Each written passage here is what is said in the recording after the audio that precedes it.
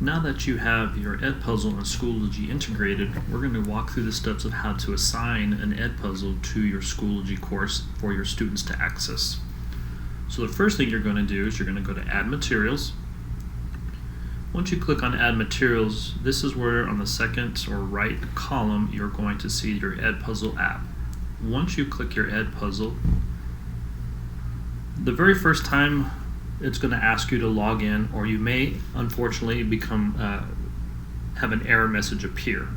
If the error message appears, usually just closing out and then going through and clicking on that Edpuzzle will then open it up. A lot of times, the first time, once you log in, it'll send a verification email to your Outlook account. So all you have to do is go to your Outlook account and then just click the little verification button, and then you can go back and log in.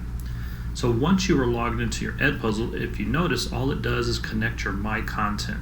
So what you're going to do is you're going to create everything in Edpuzzle, but then you're going to come to your Schoology courses and then assign the Edpuzzle within Schoology. So the way you do this is once you get your content built, you come down with your cursor, you're going to hover right in the middle of the video you want, you're going to see an eyeball, you're going to click on that as your first step. What you have to make sure you do is scroll down just a little bit because the Assign button is being hidden. So now you click Assign. This is where you're going to have two prompts to prevent skipping, which means the kids cannot forward all the way to the end and skip a lot of your questions. And then you can also turn on or off the closed captions. Totally up to you depending on your students.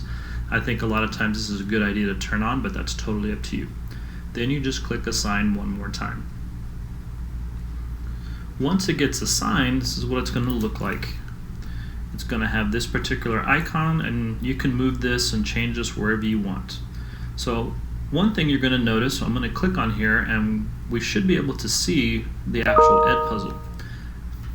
One thing I do like about Edpuzzle and Schoology, when you think that you have finished and then you start seeing it, all of a sudden you're going to notice this particular message. And what I like about it, it just reminds you, if you want to see the student list or the grading, you have to make sure you enable grading. So this little message that pops up will remind you that that's the last step you need to do, is enable the grading in the editing feature. So how do we do that? So we're going to go back one page. And now all we have to go is to our settings gear. We're going to click Edit.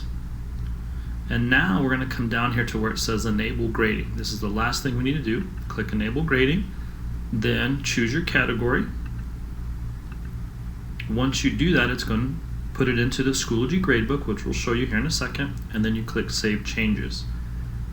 So now when you click the name of your Edpuzzle, what will pop up is the Edpuzzle, but also the list of students. So I put myself as a practice student, so all your students will pop up. So when they click on the link for your Edpuzzle, it will go ahead and show up. It'll show you how much they've watched, it'll show the grade, when they've actually accessed the Edpuzzle, and if they're finished or not. If you need a student to start over from scratch, if you hit these three little dots here, you can reset progress just like they've never taken it. So if you just want to erase the progress they have and they want to redo it, you can go ahead and let them do that. So that's the way you assign an Edpuzzle in Schoology. So now what I'm going to do here is I'm going to go and click on Gradebook and show you that as soon as I make sure I enable the grading for the Edpuzzle, it now shows up in my gradebook. So here it is. Here's my students, so it's automatically going to start showing up. So as they finish, the gradebook will go ahead and list all the grades of the students. So this is how you assign an Edpuzzle in Schoology.